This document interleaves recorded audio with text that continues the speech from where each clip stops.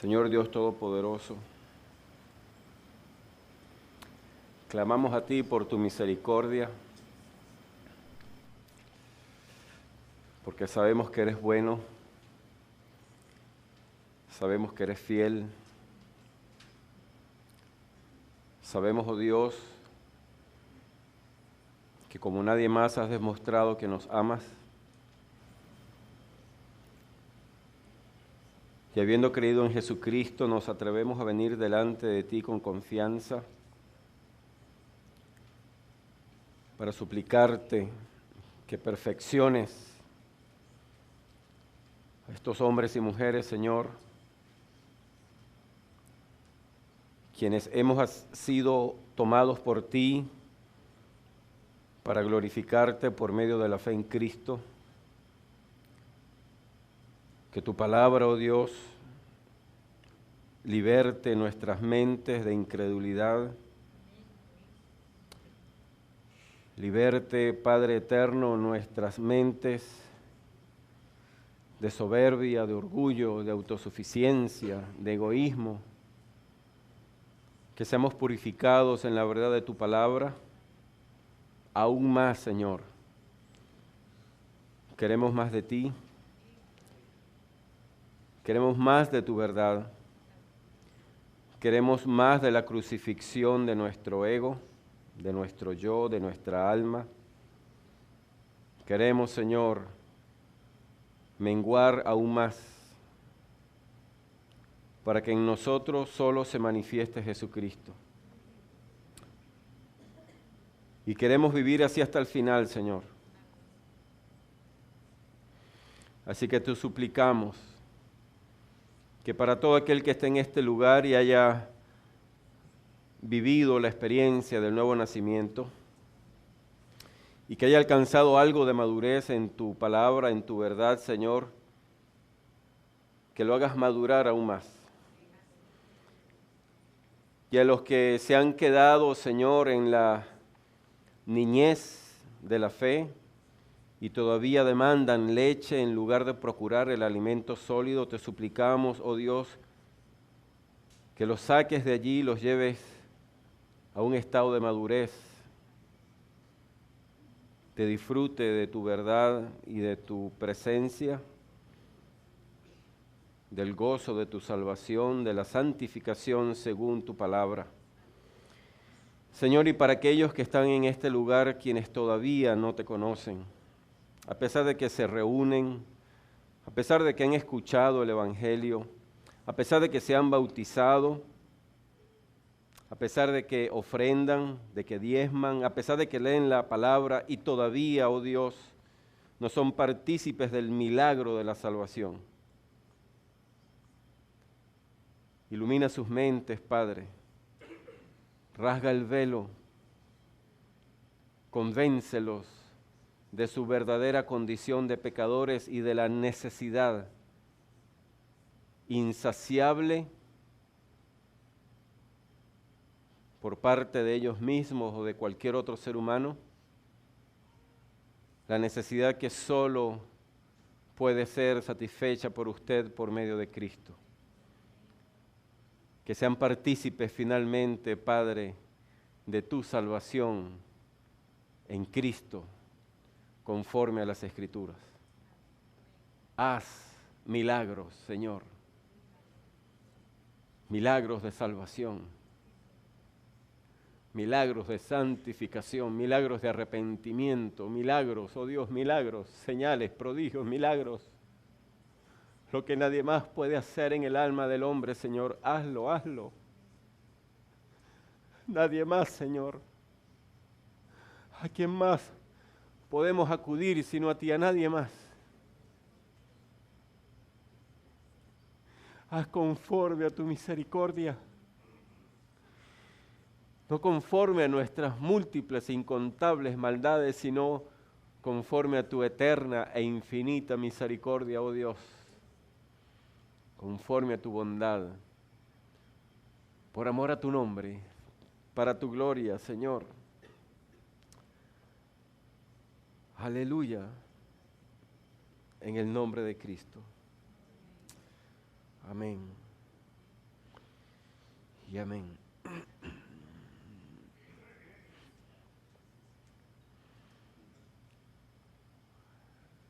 En toda ocasión en la que nos reunimos para compartir la palabra, para honrar a Cristo, para rendirle culto, es necesario que tengamos presente las limitaciones que como seres humanos tenemos para que cuando acontezcan las cosas que nosotros no podemos hacer, sepamos exactamente quién fue el que las hizo. Y sin ninguna limitación, sin hipocresía de parte nuestra, con libertad, le rindamos honor y gloria por lo que solamente Él puede hacer. Así que estoy perfectamente consciente de que, de conformidad con la Escritura, yo no sé todo lo que debería saber. Debería saber más, en primer lugar. Y sé que todo lo que el ser humano puede llegar a saber aquí en la tierra es producto de la misericordia de Dios, quien ha dispuesto qué es lo que el hombre puede saber acerca de Dios y acerca de sí mismo, y cuáles son aquellas cosas que Él como Dios eterno y soberano se ha reservado para sí, lo que las palabras del Señor llama misterios, que Dios no va a compartir con nadie, no va a enseñarle a nadie simplemente porque, al menos para el tiempo terrenal, son irrelevantes o aún peligrosas para el hombre. Así que admitimos nuestra limitación, reconocemos nuestra limitación.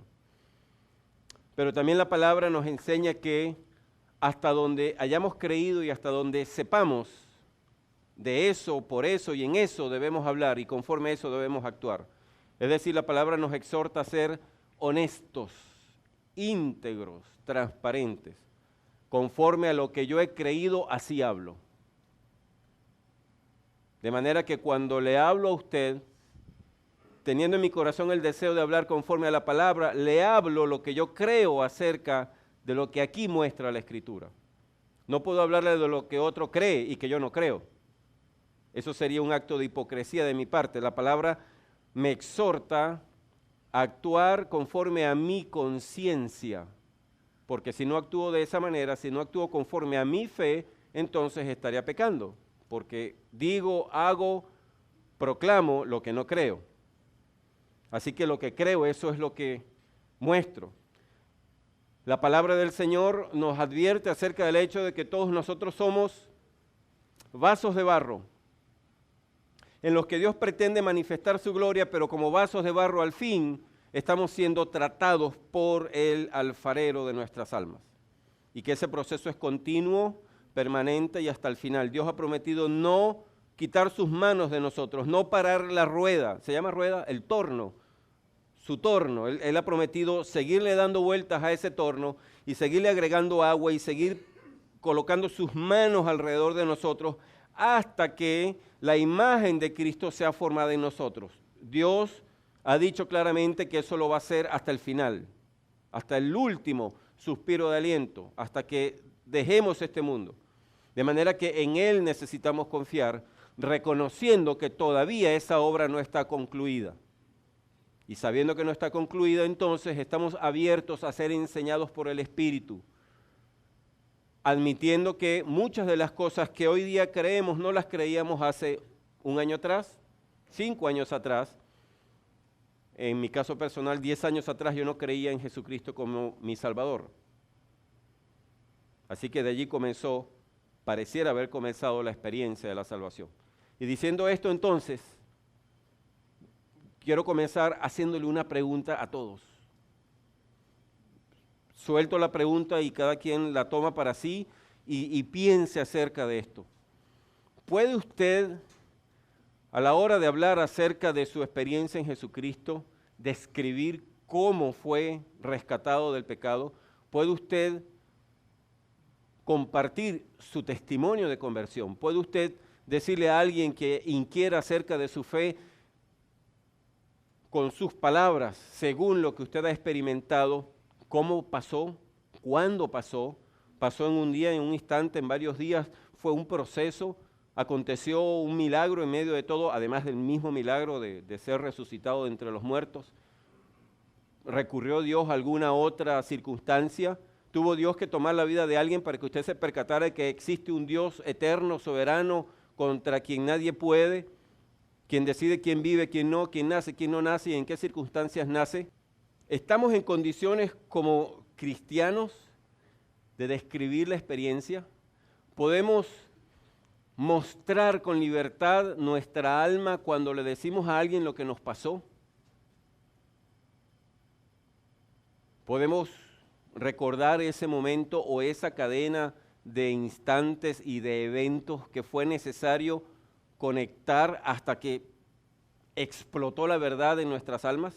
Y dijimos: oh Dios de mi salvación, Jesucristo, mi Rey y mi Señor, te amo, te necesito, perdóname porque he vivido toda mi vida ignorándote, enemistado contigo, siendo un esclavo del pecado y de Satanás.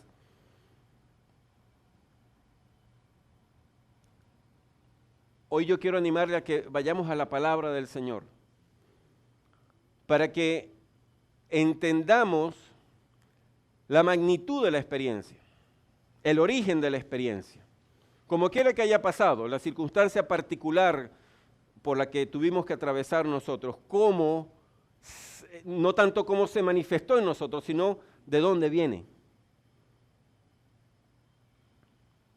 Así que vamos a la Escritura para que podamos tener el cuadro completo, la película completa, el panorama entero. El domingo pasado hablábamos acerca de la condición perdida en la que nos encontrábamos todos antes de Jesucristo. Veíamos en la palabra la incapacidad de nuestras almas para amar a Dios, para conocer a Dios, para buscar a Dios, para obedecer a Dios. Porque estábamos perdidos, estábamos muertos en nuestros pecados, ¿verdad? Estamos en esa condición, la condición en la que está todo ser humano que todavía no ha nacido de nuevo y lamentablemente la condición en la que algunos de nosotros, de los que estamos en este lugar, todavía se encuentran. Y entiéndame, yo no digo esto porque yo haya mirado dentro de su alma y haya hecho un diagnóstico de su situación. Y cuando oraba por todos, no es que yo sepa quién es el maduro y quién es el inmaduro y quién es el que no se ha convertido. Yo no sé eso. A menos que Dios específicamente me muestre la condición de alguien, yo no sé eso. Pero sí sé lo que dice la palabra. Y la palabra dice que no todos se salvan. La palabra dice que así como hay vasos para honra y vasos para deshonra. La palabra dice que hay gente que está en medio nuestro que no pertenece a nosotros. Así que no hay razón alguna para que este grupo de personas que nos reunimos con frecuencia a honrar a Jesucristo, a adorarlo, a conocer al Padre por medio de la fe en su Hijo, guiados por el Espíritu de Dios conforme a la verdad de la palabra, seamos la excepción de la regla que Dios mismo ha establecido en su propia palabra. Dios no se va a contradecir. Así que sí necesitamos saber que en medio nuestro algunos de nosotros no conocen a Jesucristo todavía, a pesar de que puedan aparentar conocerlo, a pesar de que se hayan bautizado, a pesar de que digan yo soy cristiano y canten alabanzas dentro de su alma, no ha habido la intervención sobrenatural del Espíritu de Dios. Y eso no es para que nos angustiemos, sino para que confiemos los que ya hemos confiado, los que sabemos que hemos sido tomados por Dios para su gloria, oremos por los que en medio nuestro todavía en su mente están esclavizados por su soberbia y por la rebelión en contra de Dios, hasta que acontezca el milagro. Y de la misma manera dice la Biblia que en la iglesia del Señor hay hermanos maduros o espirituales y hay hermanos inmaduros, niños en la fe o carnales. Así que sabiendo lo que dice la palabra, yo sé qué es lo que pasa. ¿Por qué la Biblia lo dice? Teniendo eso en mente entonces, veamos qué dice la Escritura acerca de nuestra salvación. Y empecemos por el capítulo 8 de Romanos. Si es tan amable, me acompaña a Romanos 8. Estoy asumiendo, arrancando de este punto, estoy asumiendo que habiendo visto lo que la palabra del Señor enseña acerca de la condición del hombre natural, todos estamos claros que la palabra muestra que sin Jesucristo nadie tiene vida. Que el hombre natural, el hombre que no ha experimentado el nuevo nacimiento, está perdido de toda perdición y que en ese estado es incapaz en su propia voluntad, en su propio poder, de buscar a Dios o de encontrarse con Dios. Capítulo 8 de Romanos. Llegó a capítulo 8 de Romanos. Aprovecho la oportunidad para animarlo, incentivarlo a que tenga su Biblia. Yo he asumido, hay cosas que uno asume equivocadamente, he asumido que como yo tengo Biblia y yo amo mi Biblia, entiendo que todos mis hermanos aman la Biblia. Pero sé que no es así, por lo que la misma palabra dice. Así que yo le animo a que tenga su Biblia, que traiga su Biblia al culto. Y aunque las citas bíblicas las publicamos semanalmente, las publicamos con una semana de retraso, o al menos 2 días de atraso, ¿verdad? Así que si usted es lo que apunta, pues le animo a que lo haga. Tiene el capítulo 8 de Romanos. Vamos a leer de los versículos 28 al 30. Y sabemos que a los que aman a Dios, y sabemos que a los que aman a Dios, todas las cosas les ayudan a bien. ¿Cuántas cosas? Todas. Tanto las que celebramos como las que no nos agradan en absoluto. Todas nos ayudan a bien. Esto es, para aclarar a quién aplica esto, los que aman a Dios, y cualquiera puede decir, sí, yo amo a Dios. De alguna manera el ser humano es capaz de entender que no amar al Ser Supremo es malo, sin amarlo. Y es capaz de engañarse a sí mismo y decir, sí, yo lo amo. Y aclara entonces el apóstol Pablo, esto es, a los que conforme a su propósito son llamados. ¿Conforme al propósito de quién? Al propósito de Dios son llamados. ¿Son llamados por quién? Por Dios. El propósito de Dios y llamados por Dios. Los que aman a Dios son los que, conforme a la intención, al deseo, al plan, a la meta, a la visión de Dios, son llamados por ese mismo Dios que dispuso ese propósito y ese plan. Es decir, todo apunta ¿a quién? A Dios. Versículo 29. Porque a los que antes conoció, también los predestinó para que fuesen hechos conforme a la imagen de su Hijo, para que Él, Jesucristo, sea el primogénito entre muchos hermanos. Y a los que predestinó, a estos también llamó. Y a los que llamó, a estos también justificó. Y a los que justificó, a estos también glorificó. ¿Cuándo fuimos nosotros salvados? ¿Cuándo fuimos rescatados? ¿Cuándo nacimos de nuevo?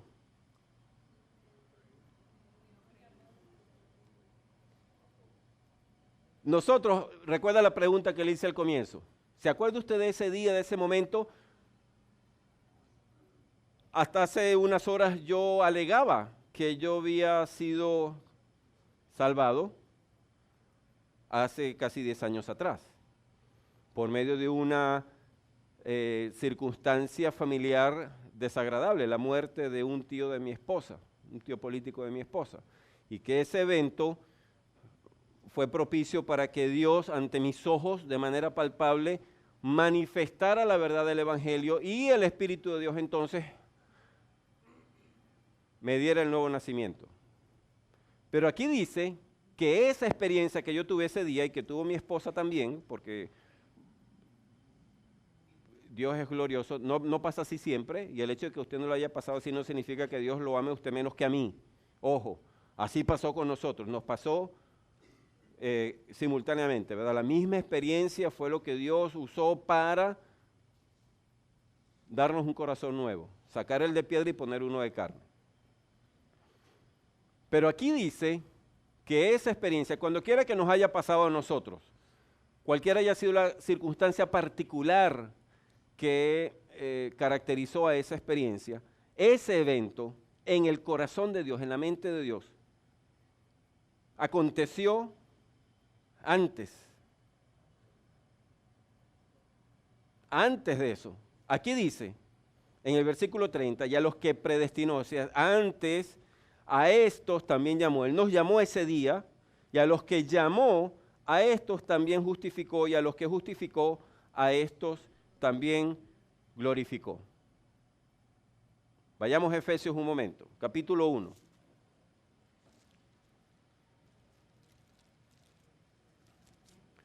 Efesios, capítulo 1.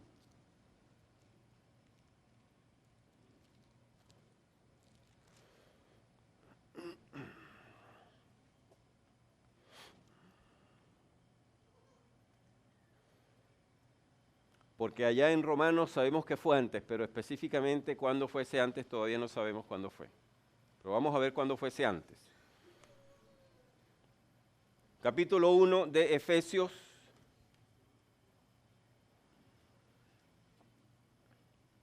Versículo 3.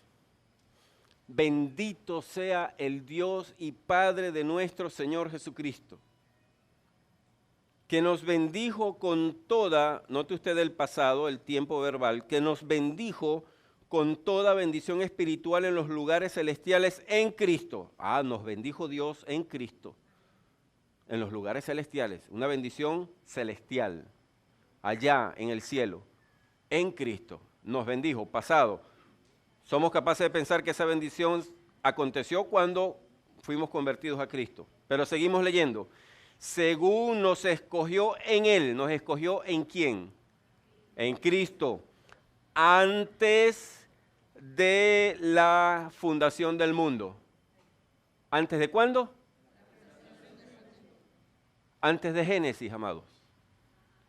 Cuando leemos Génesis y vemos la manifestación sobrenatural del poder de Dios, de su voluntad, de su soberanía, haciendo todas las cosas creadas, cuando Dios se deleitó en ese acto glorioso, maravilloso, ya se había deleitado en escogernos en Jesucristo para bendecirnos con toda bendición espiritual en los lugares celestiales en Cristo. No hay redundancia cada vez que la palabra dice en Cristo, por Cristo, para Cristo, porque es fundamental. Cuando fuimos salvos, ese día nos enteramos de que Dios había soñado, concebido, imaginado, planificado, decidido salvarnos. Pero esa decisión aconteció antes de la fundación del mundo. Una pregunta. Cuando Dios decidió eso allá, en aquellos tiempos incalculables, en la eternidad, ¿quién le dijo que no? ¿Quién pudo haberle dicho que no? ¿Quién pudo haberle dicho no tendrás un mejor plan que ese? ¿No te parece a ti que en lugar de anotar a Ronald, anotemos a otro? ¿Quién pudo haberle dicho tal cosa? Si sabemos que Dios es soberano. ¿Se da cuenta por qué es importante saber que Él es soberano? Porque cuando Él dice muti, silencio absoluto, todo el universo se calla la boca y obedece. Hasta el electrón más pendenciero y rebelde se alinea. Hasta el recluta, más recluta de los ejércitos menos disciplinados del universo, se para firme cuando Dios habla, porque es el soberano del universo quien está abriendo su boca o expresando su voluntad. ¿Quién pudo refutarle a él la decisión allá antes de la fundación del mundo? Para que eventualmente esta partida de seres sumidos en el pecado, esclavizados por Satanás, pudieran ver la luz. Nadie. Versículo 5. En amor,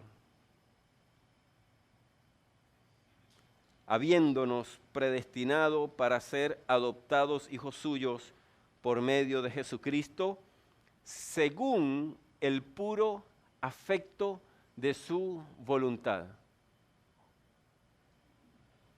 sabiendo que la voluntad de Dios es buena, es agradable y es perfecta.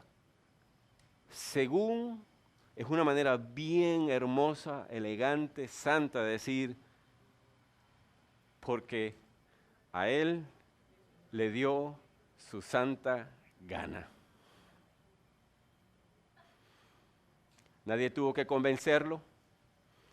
En sí mismo, de su pureza, de su bondad, de su misericordia, de su justicia, de su santidad, surgió el deseo y la decisión de salvarnos. ¿Estamos viendo cómo nos salvó Dios? Versículo 6. Para alabanza de la gloria de su gracia. ¿Para qué se ocupó Dios de todo esto? ¿Para qué concibió este plan? ¿Para qué lo materializó? En general, para que todo ser humano estuviera expuesto a sus intenciones en la cruz del Calvario y para que eventualmente los que Él había llamado antes de la fundación del mundo recibieran, entendieran y creyeran ese plan. ¿Con qué intención lo hizo Dios? Para alabanza de la gloria de su gracia. Para que nosotros, los que hemos sido redimidos, los que hemos nacido de nuevo, alabemos, exaltemos, glorifiquemos a Dios, porque su gracia es gloriosa. Su disposición natural a pasar por alto nuestra rebelión y expresarnos su amor, su gracia, sin tomar en cuenta en absoluto virtud alguna porque carecemos de ella, por su gracia. Entonces nosotros ahora somos partícipes de esta nueva naturaleza para reconocer la gracia de Dios. Expresar con libertad, exhibir, exponer, demostrar, hablar de la belleza, la gloria, la majestuosidad, el esplendor de la gracia de Dios. Porque es una gloria, es una expresión de la naturaleza majestuosa de Dios, el que Él, como el Rey soberano misericordioso, haya extendido su cetro sobre nosotros sin que nosotros hubiéramos hecho nada, para merecerlo. Eso habla de una forma incomprensible, hermosa, acerca de la naturaleza del corazón de Dios. Eso exhibe a Dios como glorioso. Y para que eso sea mostrado, usted y yo somos partícipes de la salvación. Nos anotó Dios, nos reclutó Dios para esta encomienda antes de la fundación del mundo. Como quiera que haya sido la circunstancia particular en la que eventualmente se manifestó nuestra salvación, o aconteció o se materializó nuestra salvación. Hay un origen evidentemente divino y hay un origen eterno. Antes de la fundación del mundo, antes del ser humano se maravilla todavía tratando de pensar cómo acontecieron las cosas en el comienzo. ¿De dónde viene todo? Nosotros los que creemos no damos tanta vuelta, no tenemos que gastar trillones de dólares en poner satélites en el espacio o telescopios en el espacio, ni estaciones espaciales, no tenemos que caer en eso, simplemente tenemos que creer e ir a la Escritura para saber cómo pasaron las cosas. Y tan maravillados como podemos estar con la descripción de la creación del universo en la Escritura, Dios ha reservado para nosotros un estado mayor de éxtasis, de embelesamiento, de considerando su salvación, sabiendo cuándo la concibió, cómo la materializó y en qué está sustentada la salvación que Dios nos ha dado por medio de Jesucristo. Así que saber el estado real del ser humano antes de ser salvo no es para desesperarse, es para saber que hay una sola fuente de salvación, que hay una sola respuesta, una sola medicina, un solo camino.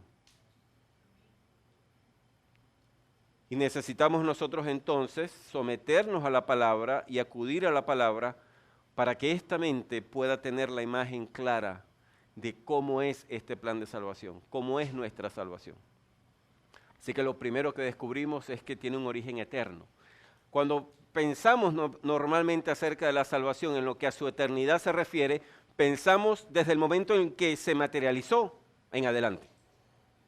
Pero resulta que es eterna desde antes, no solo de nuestra propia existencia, sino desde antes de la existencia de todo ser humano y desde antes de la existencia del universo, más todavía, desde antes que Adán y Eva pecaran.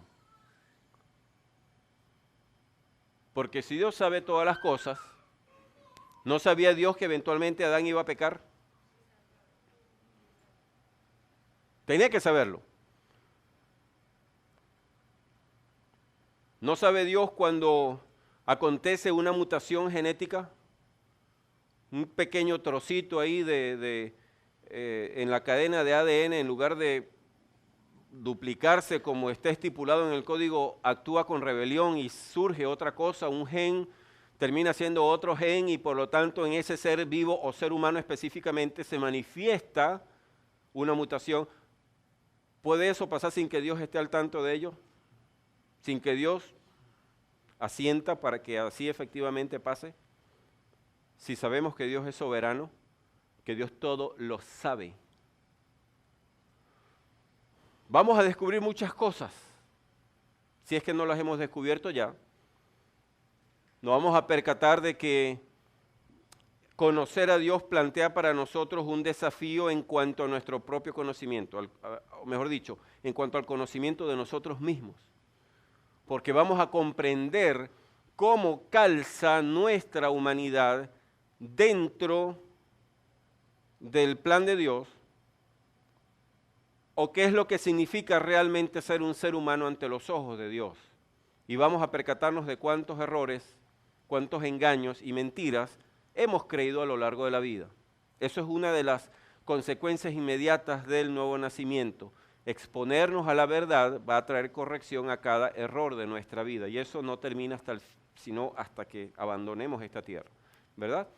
Así que hemos visto entonces que nuestra conversión a Jesucristo nació en Dios, y no nació cuando nos pasó a nosotros, ni siquiera nació cuando aconteció en la cruz, ni siquiera cuando Jesucristo vino a la tierra, nació antes de la fundación del mundo. Y eso tiene sentido porque el que le dio nacimiento a la salvación es el Dios de toda la eternidad.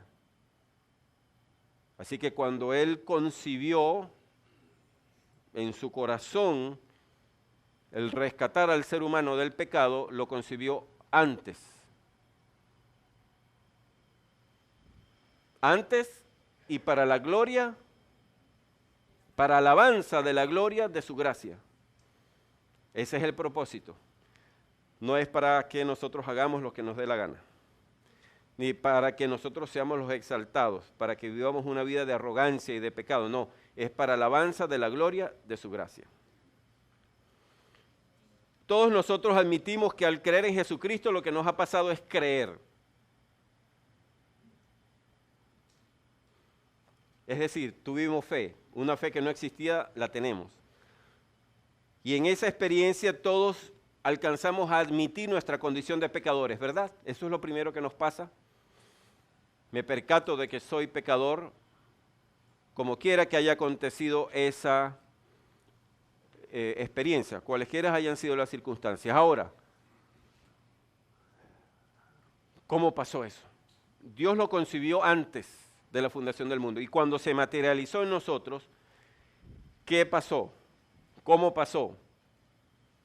Allí mismo en Efesios, estamos en Efesios, ¿verdad? Capítulo 2.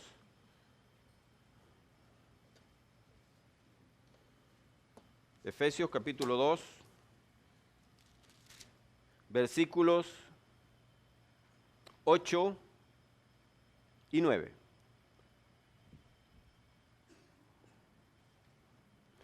Porque por gracia sois salvos por medio de la fe. Somos salvos porque un día creímos. Creímos todo lo que la Biblia dice acerca de Jesucristo y acerca de su plan de salvación. Ese día creímos. Y esto, no de vosotros, pues es don de Dios, no por obras para que nadie se gloríe. Por gracia sois salvos, por gracia, porque Dios tomó la iniciativa, Dios los amó primero, Dios los concibió desde antes de la fundación del mundo, Dios nos llamó, Dios, el origen es Dios, el ejecutor es Dios, y esa experiencia de la gracia de Dios sobre nuestras vidas fue por medio de la fe, de la confianza que pusimos en Jesucristo como Salvador y Redentor de nuestras almas, como el único capaz de limpiarnos del pecado. Pero esa fe, esa capacidad para creer en Cristo, que es una capacidad no surgida de nosotros, no es de nosotros, pues es don de Dios. ¿Para qué? Para que nadie se gloríe. Para que nadie pueda jactarse de ser un cristiano. Porque no es para alabanza de la gloria de nuestra gracia. Es para alabanza de la gloria de la gracia de Dios. O, para decirlo más directamente, es para alabanza de Dios. Para que Él sea exaltado, glorificado, reconocido, amado. Cuando nuestra experiencia en el Evangelio quede a la vista de los demás y aún a nuestra propia vista. Así que cuando creímos ese acto de fe, esa fe no surgió de nosotros. No fuimos nosotros, nos levantamos una mañana y en nuestra humana sabiduría decidimos creer en Jesucristo. Fue un regalo de Dios. Fue Dios quien por medio de su Espíritu nos hizo creer. Una de las cosas que usualmente nos acontece cuando despertamos a la vida, cuando vemos la luz, es que nos damos cuenta en ese instante que no ha sido la primera vez en la que Dios ha tratado de darnos el don. Miramos atrás nuestra experiencia y nos damos cuenta, a nuestra memoria vienen aquellas escaramuzas en las que la dureza de nuestro corazón nos llevó a escabullirnos de Dios. Pero Dios es que fiel, y Él, cuando decidió salvarnos antes de la fundación del mundo, no lo decidió para no persistir. ¿Se acuerda las veces que le predicaron? ¿Se acuerda las veces que delante de usted vio literal y vivamente la manifestación de la compasión y del amor de Cristo en la vida de alguien? La serenidad, el gozo, la paz.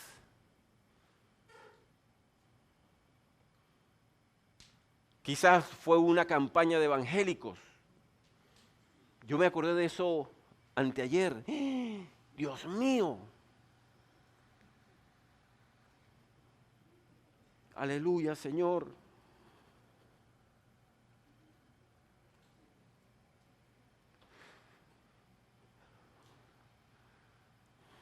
Tendría yo como 8 o 9 años. Así, Dios bendito. Me acuerdo. Me acuerdo que lloré inclusive, escuchándolos. No me acuerdo si me hicieron orar o no. Me acuerdo es de estar quebrantado y lo que escuché, me acuerdo.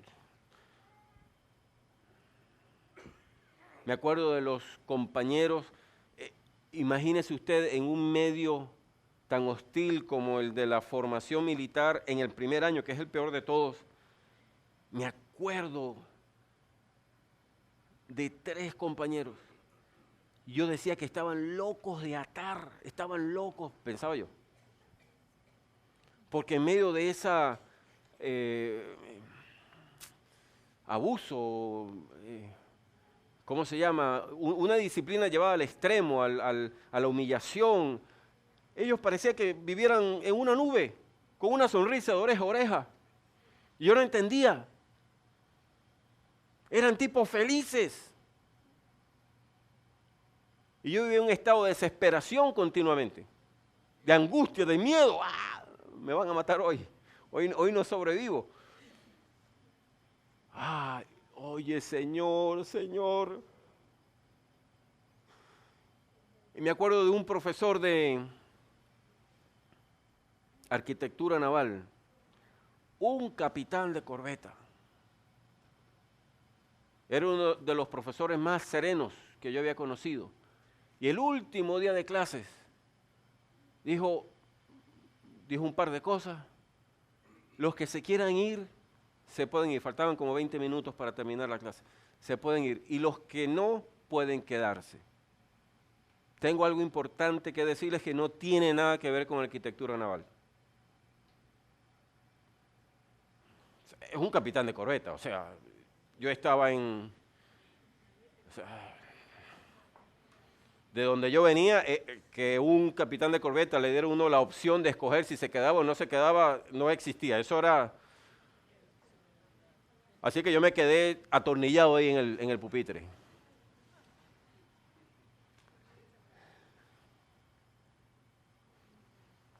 Y nos predicó el Evangelio de Jesucristo.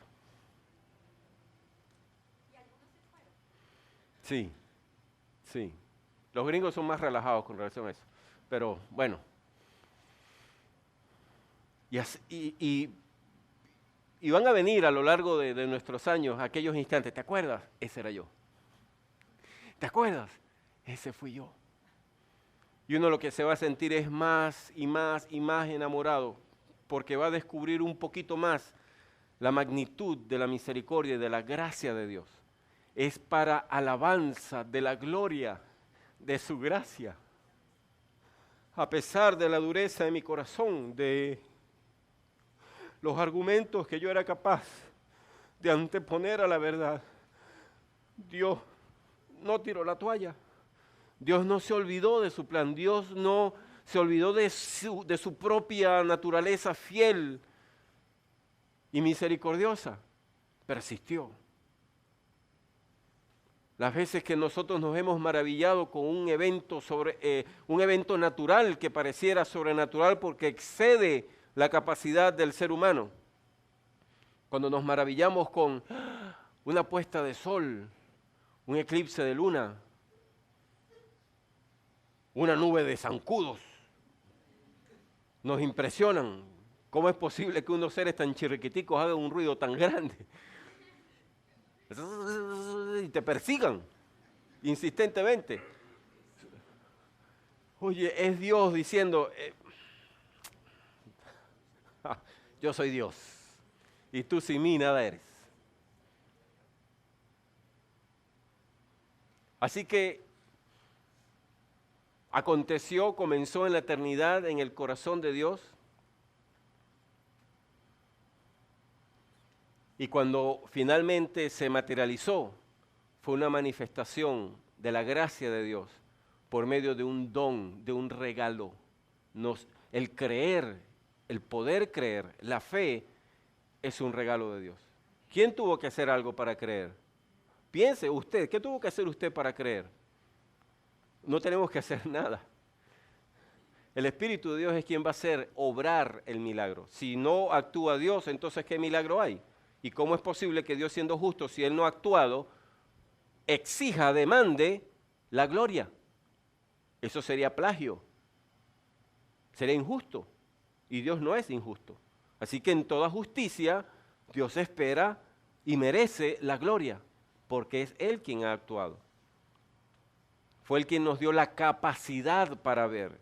Puso ojos en nosotros. Estábamos ciegos. No teníamos ojos para ver. No teníamos ni ojos, ni cerebro, ni nervio óptico, nada para ver. Y Él lo puso, hizo un milagro. Y vimos a Jesucristo. Y creímos.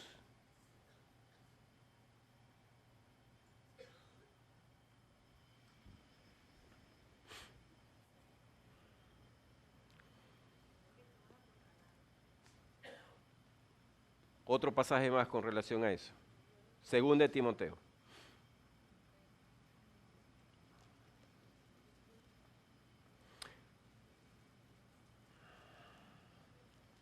Segunda de Timoteo.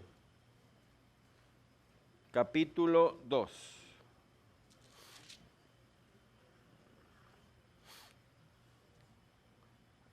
versículos 24 al 26, los 3 últimos del capítulo. Porque, ya llegaron ahí. 2 Timoteo 2, 24 al 26. Porque el siervo del Señor no debe ser contencioso, sino amable para con todos, apto para enseñar, sufrido, paciente. La acepción de sufrido aquí es paciente. Que con mansedumbre corrija a los que se oponen. ¿Quiénes son los que se oponen? Los que no han creído. Para que con mansedumbre corrija a los que se oponen, por si quizá Dios les conceda que se arrepientan para conocer la verdad.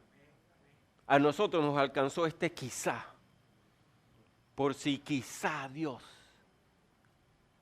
Cuando nos arrepentimos, ¿qué fue lo que aconteció? Dios nos concedió el que nos arrepintiésemos.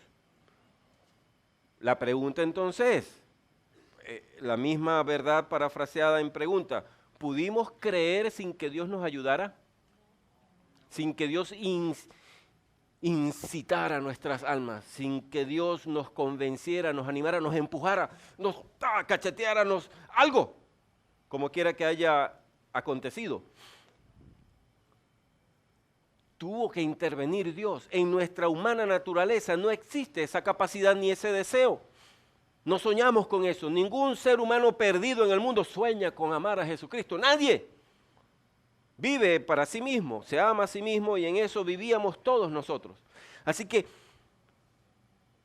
ese día, ese instante o a través de esa cadena de eventos, Dios nos concedió que nos arrepintiéramos para conocer la verdad y escapáramos del lazo del diablo en que estábamos cautivos, presos a voluntad de Satanás.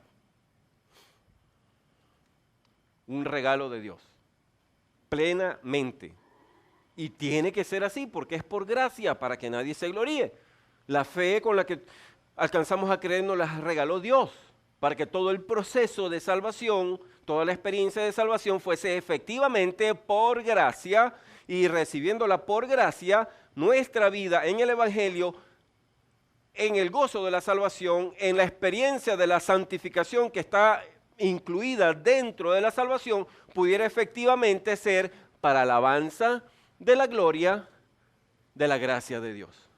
Porque si en alguna forma, alguna de las experiencias, eventos o circunstancias no estuvo, por pequeña que fuese, no estuvo sustentada en la gracia de Dios, no fue un regalo de Dios, entonces ya deja de ser por gracia. Alguien más se va a llevar la gloria. Con alguien más tendría Dios que compartir su gloria por nuestra salvación. Porque Dios es justo. Dios no le hace trampa a nadie. Si para hacer el trabajo Dios requirió de la ayuda de alguien, Dios se lo va a reconocer. Así como cuando uno hace un trabajo y pone aquí los autores o alguien escribe un libro, y el autor principal siempre va de primero, fulano de tal, con sutano de cual. Pero en la autoría de la salvación de la humanidad, autor, el Dios soberano y todopoderoso. Padre, Hijo y Espíritu Santo. Y nadie más. Y es necesario que sea así, porque si Dios requiere de la ayuda de alguien para hacer algo, significa que Dios no es capaz. Y si Dios no es capaz para hacer algo, significa que ese a quien yo llamo Dios no es Dios. Porque Dios es todopoderoso. Así que toda la experiencia, por mucha vuelta que uno le dé al asunto, si hacemos como Josué alrededor de Jericó, las vueltas que demos, no importa, 7, 20, 100, 1000, todas nos van a llevar exactamente al mismo sitio, al mismo lugar, o mejor todavía, a la misma persona, al Dios soberano y todopoderoso.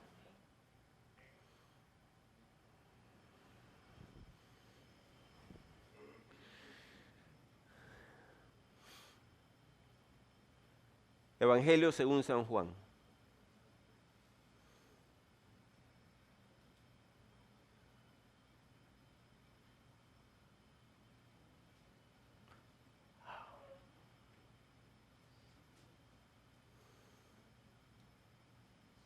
capítulo 16.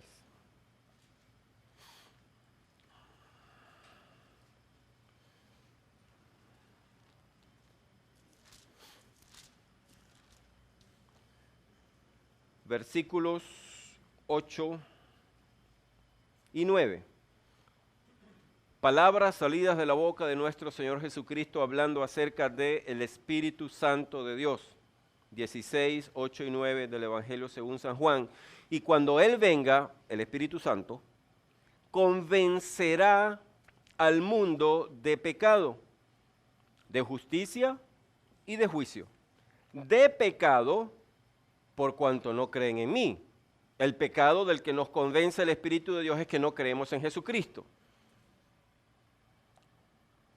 De justicia, por cuanto voy al Padre y no me veréis más. Y de juicio, por cuanto el príncipe de este mundo ha sido ya juzgado. Pero ¿quién es el que hace eso? El Espíritu Santo de Dios. Me convence. ¿Quiénes son los que necesitan ser convencidos? El que no cree. El que no cree que es pecador, el que cree que es bueno, el que no cree o el que cree lo contrario, el que cree que es bueno y que por lo tanto él está bien con Dios.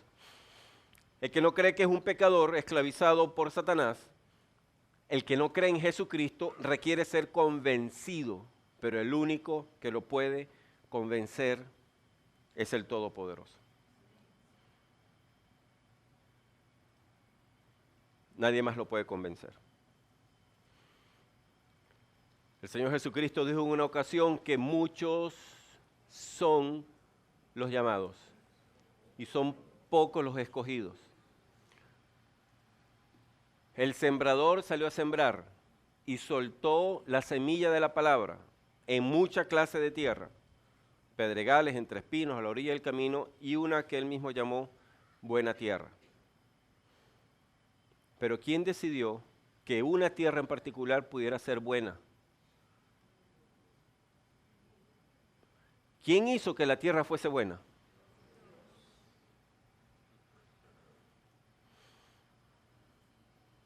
Porque toda tierra en sí misma es mala. Así que es necesario que Dios venga, la estruje, le pase la rastra de su verdad con la espada de justicia, saque a flote lo malo y Él saque.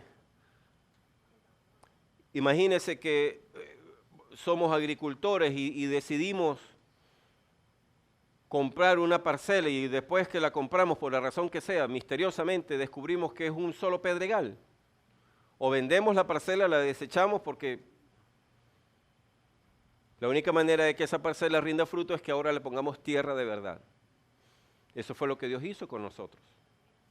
El Espíritu de Dios nos abrió el entendimiento, rasgó el velo, nos demostró que somos malos, que somos pecadores, que estamos necesitados de Dios, que sin Dios no podemos. Todo eso aconteció, todo eso, ese milagro implica todas esas cosas. Promotor, autor y ejecutor, solo uno, el Dios soberano. Después que Dios nos dio ese corazón nuevo, ahora con esa nueva condición, Dios está esperando de nosotros, evidentemente, una vida completamente diferente. Pero eso es un tema aparte, ¿verdad? Lo que hoy anhelo en mi corazón es que todos estemos completamente convencidos, claros. Dios nos ayude por medio de su Espíritu a ver la verdad acerca de esta salvación. La verdad acerca de que Él la concibió antes de la existencia del mundo, mucho antes, y que ha sido Él quien nos las ha dado. Ha sido Él quien nos transformó para que pudiéramos ser partícipes de esta salvación.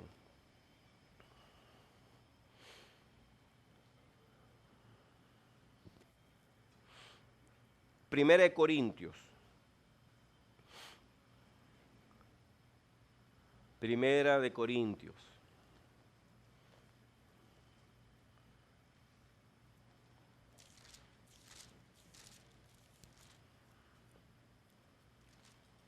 Capítulo 1.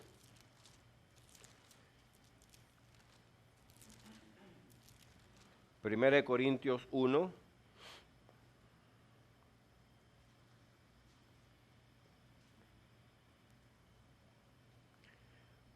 versículos 22 al 24. Porque los judíos piden señales y los griegos buscan sabiduría, pero nosotros predicamos a Cristo crucificado, para los judíos ciertamente tropezadero, y para los gentiles locura. Mas para los llamados, así judíos como griegos, Cristo, poder de Dios y sabiduría de Dios. De nuevo, porque los judíos piden señales y los griegos buscan sabiduría. Una vez más, el contexto histórico y cultural de la época, había dos clases de gente, los judíos y el resto, judíos y los gentiles. Pero aquí dice el apóstol Pablo, los judíos lo que buscan es señales, demandan señales. Recuerda que tuvieron el tupé de exigirle al Señor Jesucristo, muéstranos qué eres capaz de hacer para ver si creemos. ¿Se acuerda de eso? En los evangelios, los judíos piden señales y por el otro lado, los del otro bando, los gentiles, los paganos, los griegos, buscan sabiduría. Hoy pudiéramos decir los griegos buscan tecnología en estos tiempos. El afán del hombre hoy es por hacerse de tecnología porque cree que poseyendo tecnología tiene todas las respuestas para su vida, para las angustias de su alma. O dicho de otra manera, por medio de la tecnología puede ser feliz. Ese es otro de los engaños de estos tiempos, o que caracterizan a este tiempo. Versículo 23. Y usted me dirá, no, pastor, eso no es así. Sí, por eso es que usted se desespera cuando se le daña el celular. Por eso es que cuando un niño joven es disciplinado en casa, suprimiéndole,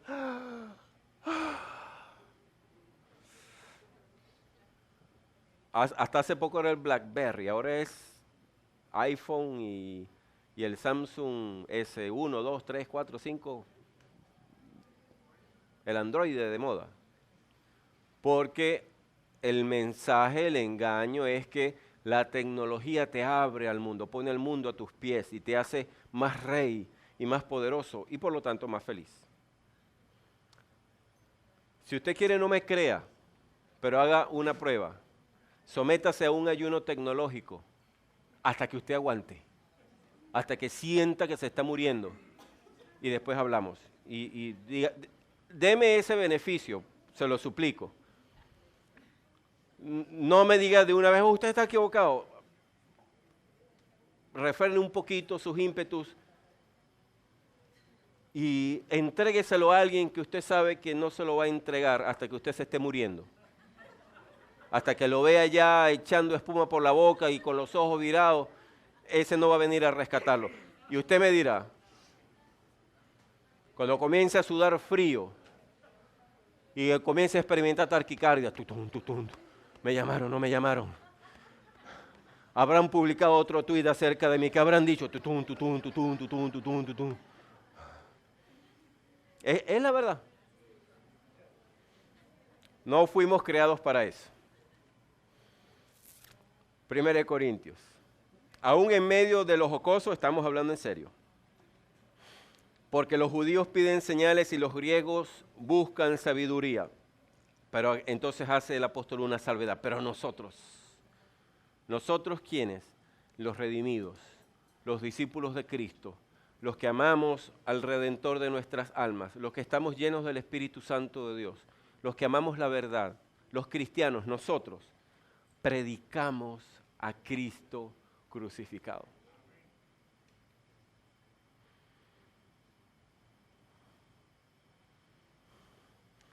Para los judíos, los que están buscando señales, ciertamente tropezadero. Qué fastidio. Usted, todo lo que nos hemos tropezado con algo, sabemos que es un fastidio tropezarse. Especialmente si uno tiene los dedos sensibles. Los dedos de los pies sensibles. ¡Tum! ¡Oh! ¡Ah! Es tropezadero. Eso es Cristo para los que están buscando señales. El Cristo crucificado, el que tuvo que entregar su vida por causa del pecado, porque a nadie le gusta que le digan pecador. A nadie le gusta que le diagnostiquen tal enfermedad. Todos queremos vivir creyendo que no estamos enfermos. Por eso algunos de nosotros no nos atrevemos a ir al médico, por temor a que nos diagnostiquen algo. Entonces, cuando uno vive para diagnosticarle a la gente su pecado por medio de la predicación del Evangelio y mostrarle en la verdad la necesidad que tiene del único médico que lo puede sanar, entonces, para los que no andan en eso, para los que no han tenido la experiencia de tener su mente abierta, sino que quieren es buscar fantasías, señales, prodigios para su propio beneficio, entonces la predicación del Evangelio es un tropiezo. No somos bienvenidos cuando hacemos eso. Y para los que están en la procura del conocimiento, entonces nuestro mensaje que procura exhibir la gloria de la gracia de Dios resulta ser locura. Porque el que está en busca del conocimiento, de la sabiduría, lo que quiere es entronarse él mismo en su corazón y procurarse su felicidad por medio de las cosas que sabe. Eso alimenta el orgullo. Entonces, cuando comenzamos a decirle que el que todo lo sabe se humilló para que entonces tú pudieras saber que eres un pecador, maldito por el pecado, y que el único que te puede sacar de esa situación es Cristo, entonces lo que le decimos es una locura completa. Y luego dice, hace una salvedad, más. A pesar de eso, a pesar de que hay judíos buscando señales y a pesar de que hay griegos buscando sabiduría, más para los llamados. ¿Los llamados por quién? ¿Cuándo? ¿Cuándo salió ese llamado? Desde antes de la fundación del mundo. Ese llamado eventualmente se materializó un día. Para esos a quienes Dios llamó, tanto judíos como griegos, Cristo, cuando es predicado, cuando es poder de Dios y sabiduría de Dios. Y finalmente entonces tenemos un corazón nuevo, una mente nueva, una naturaleza nueva para apreciar a este Cristo. Aleluya.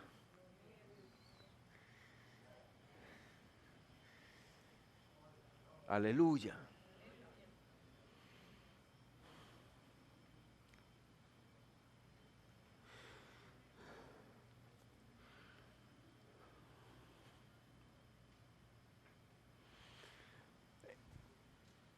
¿Estamos conscientes de que en algún instante fuimos esta clase de griegos? ¿Cuántas veces? ¿Cuántos argumentos? ¿Cuántos? Yo no tengo tiempo para eso. No, todavía eso no es para mí, eso es para los que tú sabes, los que se están muriendo, al que le diagnosticaron un cáncer terminal, eso no es para mí. No vengas a atormentarme con tus locuras. ¿Cuántas veces no dijimos cosas como esa? ¿Cuántas veces no menospreciamos a nuestra mamá, a nuestra abuela, a la vecina, a la tía, al abuelo, al hermano, quien con paciencia nos mostró a Jesucristo por medio del Evangelio? Y en cada ocasión nosotros tuvimos argumentos.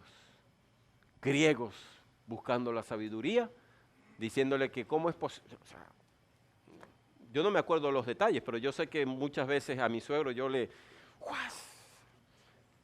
apelé a la física y a la biología y a la química y a los fósiles para refutar las locuras con las que él pretendía hablarme de Jesucristo. Y a mi suegra y al tío Víctor y a la tía Aura y solo Dios sabe todos los que con perseverancia fueron heraldos de las buenas nuevas, y mis profesores y mis compañeros y etcétera, etcétera. Realmente Si alcanzáramos a recordarlos todos, quedaremos abrumados.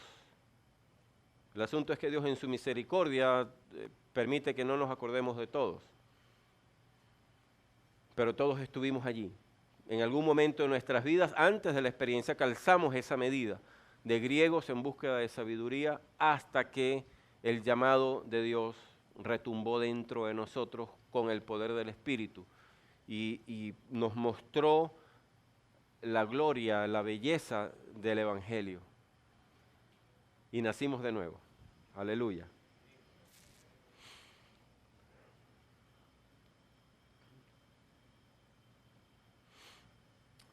Gloria a Dios. Primera de Corintios. No, estamos en Primera de Corintios.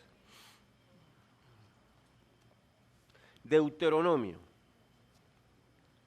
capítulo 29. Aleluya. Una cita del Antiguo Testamento para que veamos al mismo Dios, obrando conforme a su misericordia. Deuteronomio capítulo 29.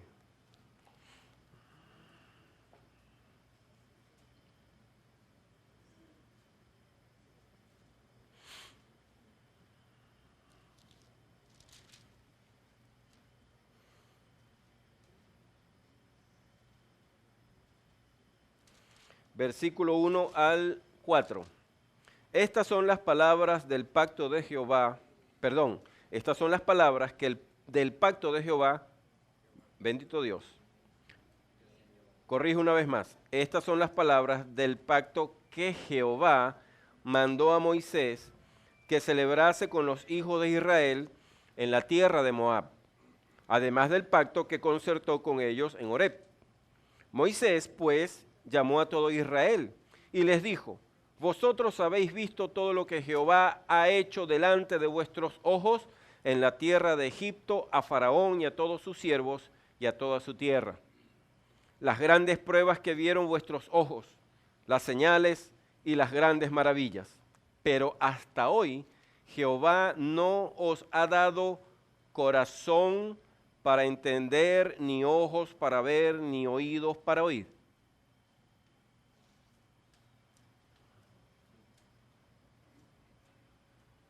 Y esa es la razón por la que a lo largo de esos 40 años Israel manifestó desobediencia, terquedad, rebelión. Más adelante, en el capítulo 30, versículo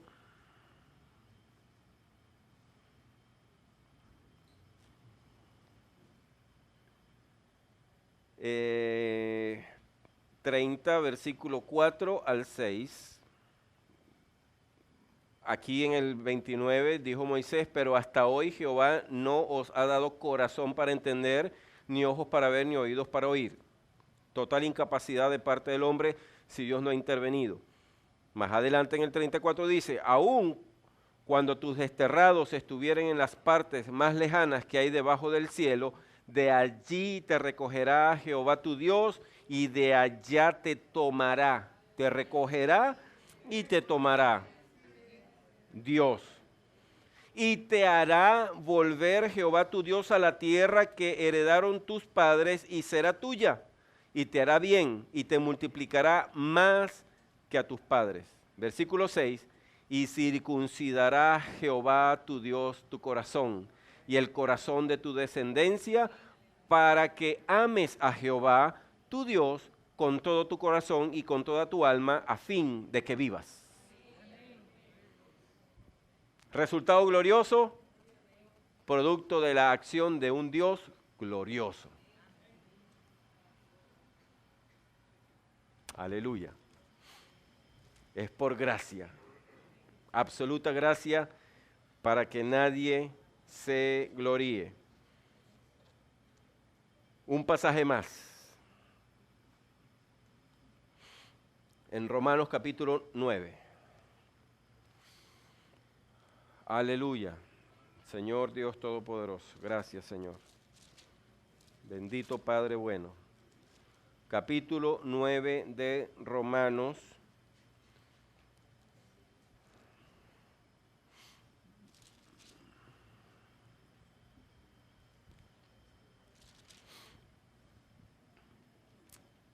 versículo 14 hasta el 23. 24, perdón. 9, 14 al 24. ¿Qué pues diremos? ¿Que hay injusticia en Dios? En ninguna manera. Pues a Moisés dice, tendré misericordia del que yo tenga misericordia y me compadeceré del que yo me compadezca.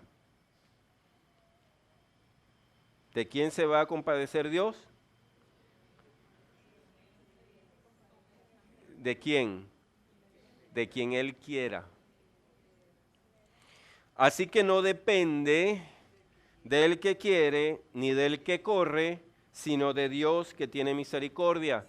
Porque si en alguna medida dependiera del que quiere o del que corre, Dios tendría que reconocérselo porque Dios es justo. Y ya no sería por gracia, sino por obra. Aunque sea un minúsculo grano de arena que participe en esa obra de vasija de barro, aunque sea un minúsculo grano de arcilla que venga de la capacidad del hombre, entonces Dios tendría que admitirlo, reconocerlo, y ya no sería por gracia. Habría obra implícita en la salvación, obra del hombre me refiero. Versículo 17, porque la Escritura dice a Faraón, para esto mismo te he levantado, para mostrar en ti mi poder y para que mi nombre sea anunciado por toda la tierra, de manera que de quien quiere tiene misericordia y al que quiere endurecer, endurece. Pero me dirás, ¿por qué pues inculpa? La famosa pregunta acerca de la responsabilidad del ser humano ante la exigencia de Dios.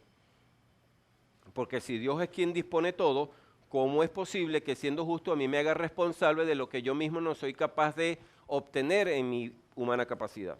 Esa es la pregunta. Eso es lo que pregunta aquí de manera retórica el apóstol Pablo. Pero me dirás, ¿por qué pues inculpa? La respuesta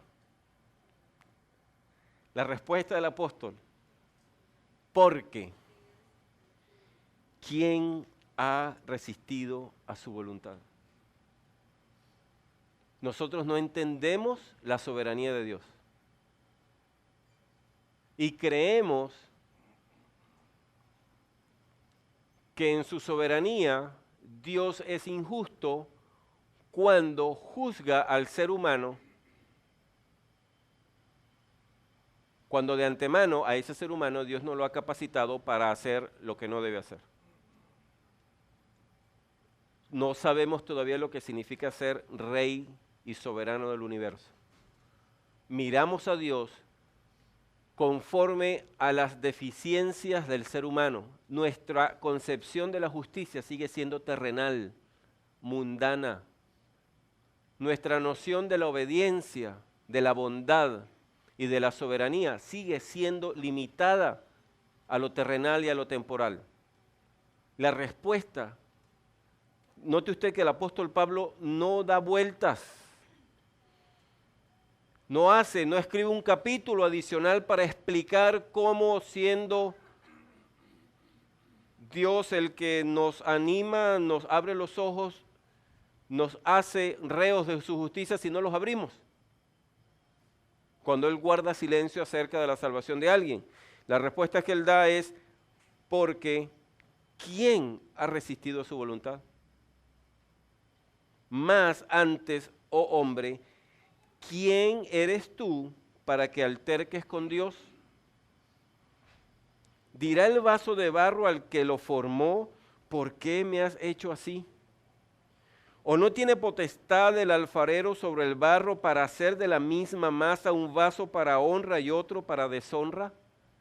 ¿Y qué si Dios, queriendo mostrar su ira y hacer notorio su poder, soportó con mucha paciencia los vasos de ira preparados para destrucción y para hacer notorias las riquezas de su gloria, las mostró para con los vasos de misericordia que Él preparó de antemano para gloria, a los cuales también ha llamado, esto es a nosotros, no solo de los judíos, sino también de los gentiles.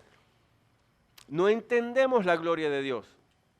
Lo que Pablo está argumentando aquí es que existe una gloria que exalta a Dios y que se hace manifiesta tanto en la salvación como en el juicio o la perdición eterna.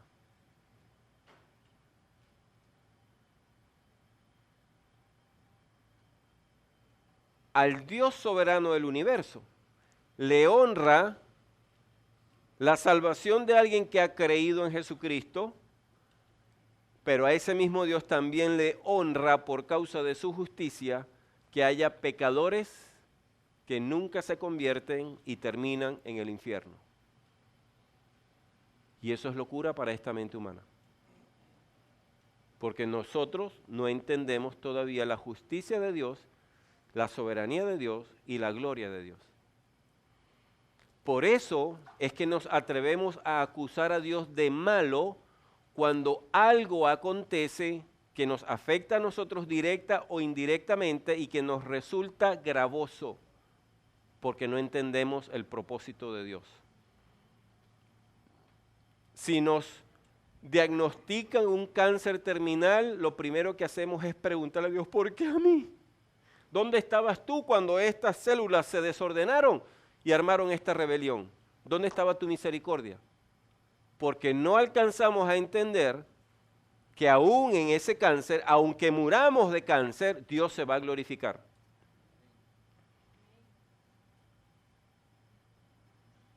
Esas preguntas pasaron por mi mente cuando murió el tío de mi esposa, Miguel. Tenía 52 años, era un profesional exitoso, cristiano, una familia conformada, bella la familia, su esposa, sus 3 hijos. Él estaba caminando en el Señor y un día le dio un infarto y se murió. Y en la dureza de mi corazón, yo no entendía cómo era posible que Dios permitiera que eso pasara. De la misma manera que una madre no puede entender cómo Dios permite que su hijo muera de la nada o que nazca un hijo con alguna limitación, aparente limitación. Decimos nosotros que es una limitación. Porque no entendemos a Dios. Y gloria a Dios por su palabra, porque esta palabra corrige nuestra forma de pensar. Nos hace saber que estamos pensando mal. Y no comprendemos lo que significa ser. Lo decimos con tanta ligereza, pero no meditamos en ello. Que Dios sea el Rey soberano del universo. Dueño. ¿Usted se imagina lo irracional, lo ilógico que sería que siendo usted dueño de algo, ese algo se revele en contra suya? Y que cuando usted disponga a hacer uso de ese algo, el algo le hable a usted diciéndole que usted lo trata con dureza, que usted es malo con él. Imagínese a su carro hablándole, ahora que los carros hablan. ¿Por qué me pasas por este hueco? ¿No viste a ese policía acostado? ¿Por qué pasaste tan rápido?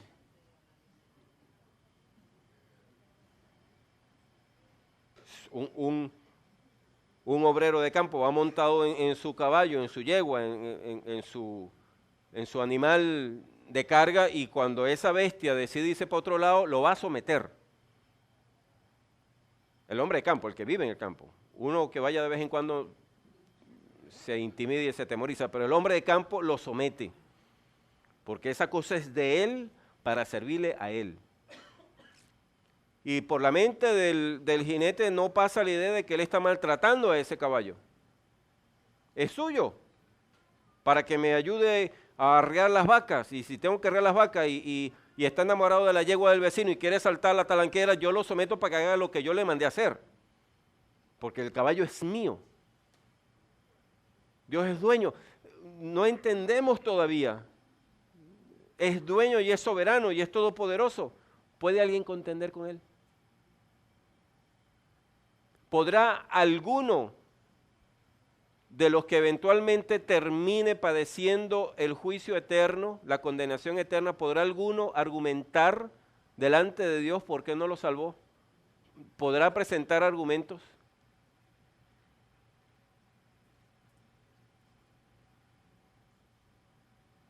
Y aún así Dios no ha dejado de ser Dios. Y no ha dejado de ser perfecto. Y no ha dejado de ser bueno. Nuestra concepción de la bondad todavía sigue siendo limitada, muy humana, muy teñida de debilidad del hombre. ¿O acaso no nos resultó a nosotros repugnante la bondad de Dios expresada en el sacrificio de su único hijo? ¿Qué clase de papá hace eso? Juicio emitimos en contra de Dios. Lo tildamos de malo. Y sin embargo, Dios es bueno.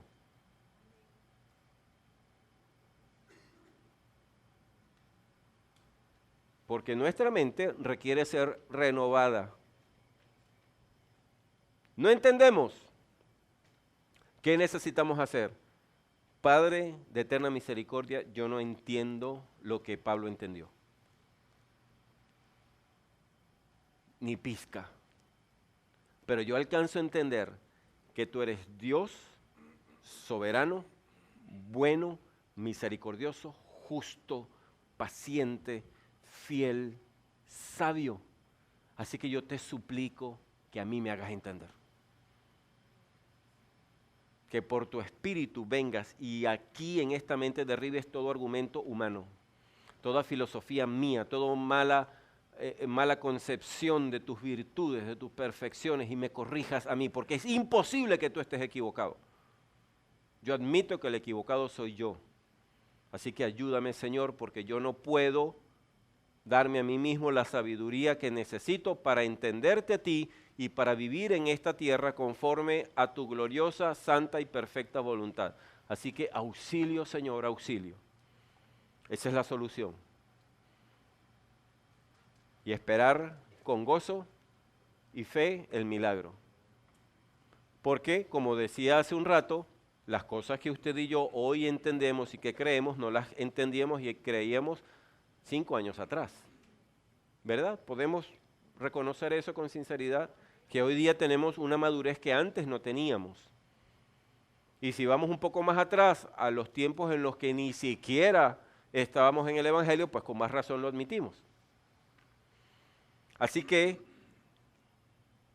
necesitamos maravillarnos, porque Dios nos ha concedido la oportunidad de, estando aquí en la tierra, de darnos un adelanto, un abrebocas acerca de lo que significa conocerlo a Él, tener comunión con Él, conocer a Jesucristo, de manera que nuestras mentes son desafiadas una y otra vez por la verdad de su Evangelio.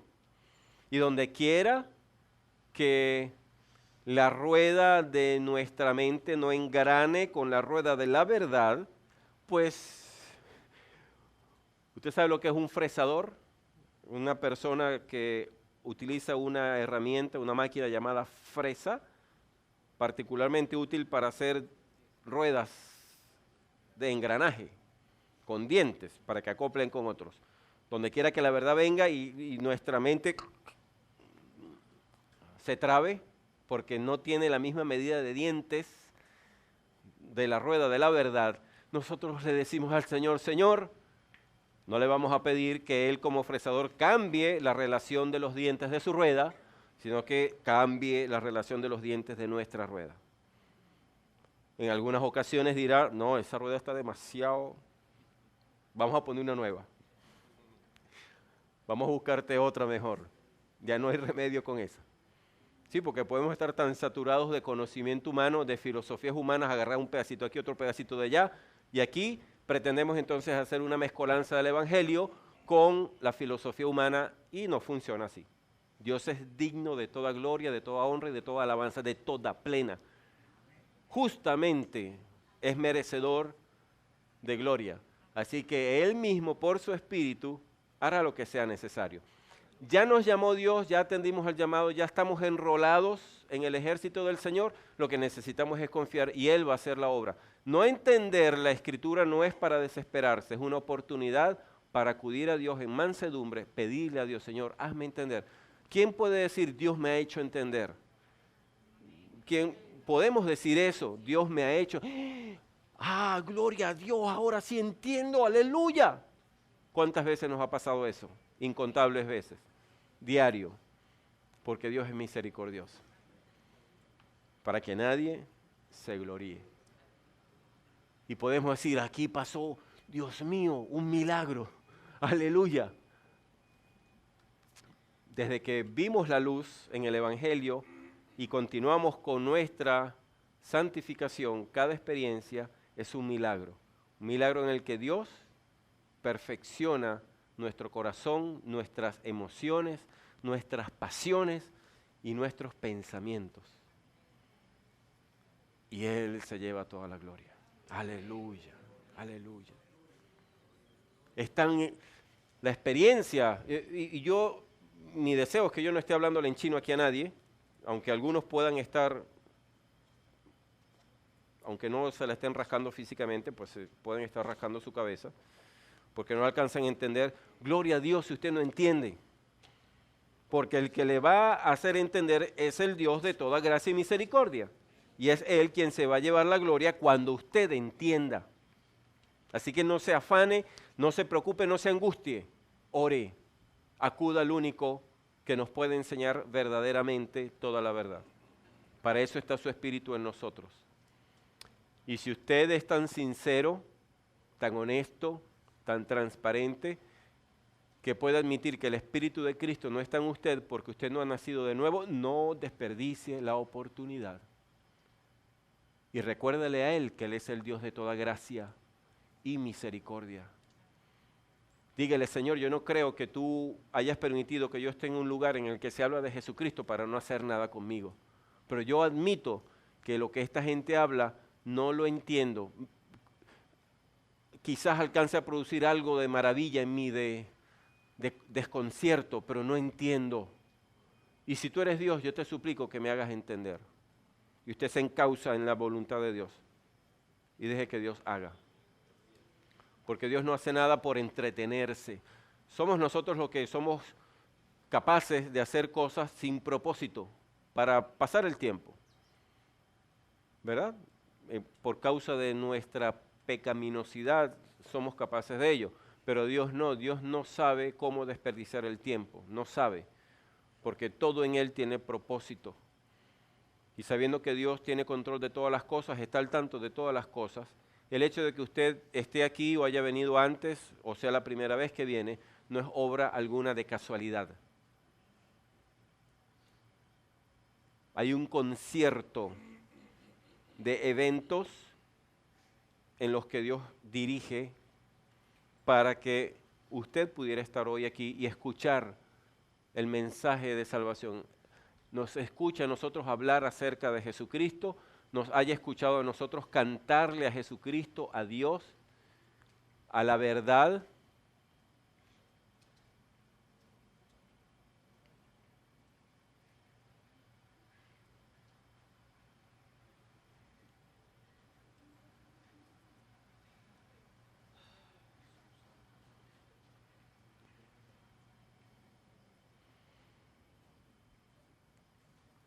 No hay casualidad.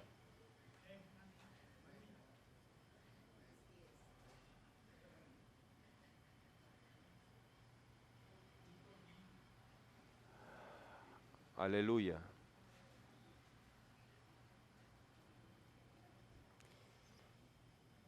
Así que piense, inquiera, pregúntele a Dios. Si en medio nuestro hay alguien que tenga dudas acerca de su salvación,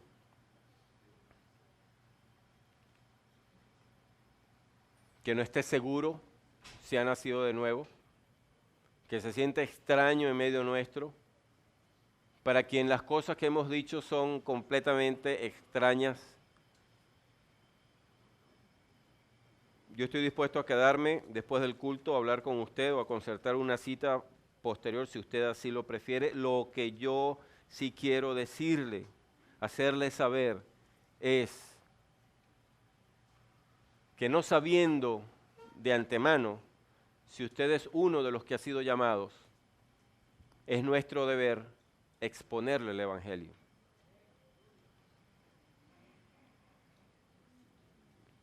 Por la gracia y la misericordia de Dios, es el deber de todo cristiano presentarle el Evangelio a quien todavía no haya nacido de nuevo,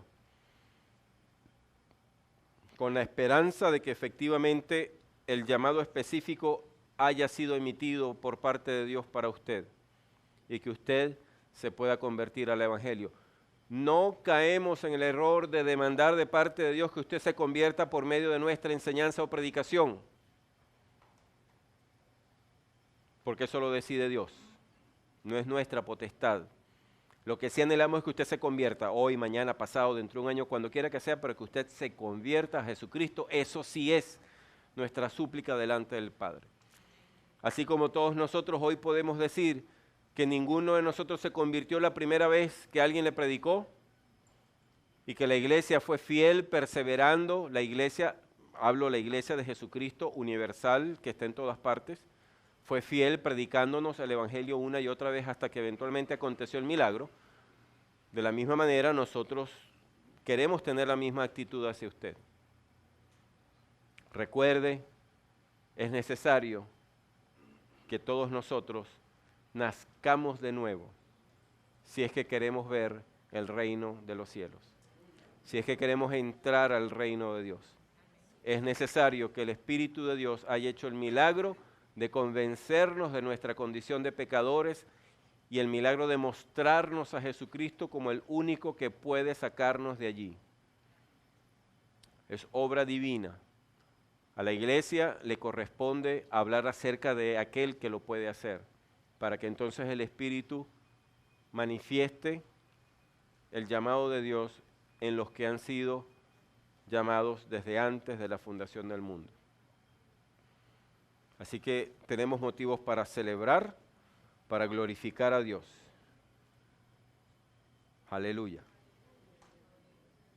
Para ti, oh Dios, es toda gloria, toda honra, toda alabanza, toda exaltación. Es justo, Señor, que te rindamos tributo. Es justo, Padre bueno, que sepamos que solo tú y nadie más, solo tú, es merecedor de alabanza y de exaltación. Bendito es tu nombre, oh Dios, por siempre y para siempre. Amén. Aleluya.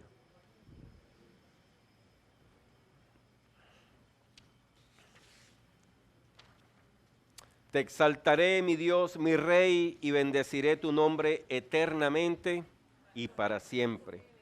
Cada día te bendeciré y alabaré tu nombre eternamente y para siempre. Grande es Jehová y digno de suprema alabanza, y su grandeza es inescrutable. Generación a generación celebrará tus obras y anunciará tus poderosos hechos. En la hermosura de la gloria de tu magnificencia y en tus hechos maravillosos meditaré. Aleluya. Del poder de tus hechos estupendos hablarán los hombres, y yo publicaré tu grandeza. Proclamarán la memoria de tu inmensa bondad y cantarán tu justicia. Aleluya. Gloria a Dios.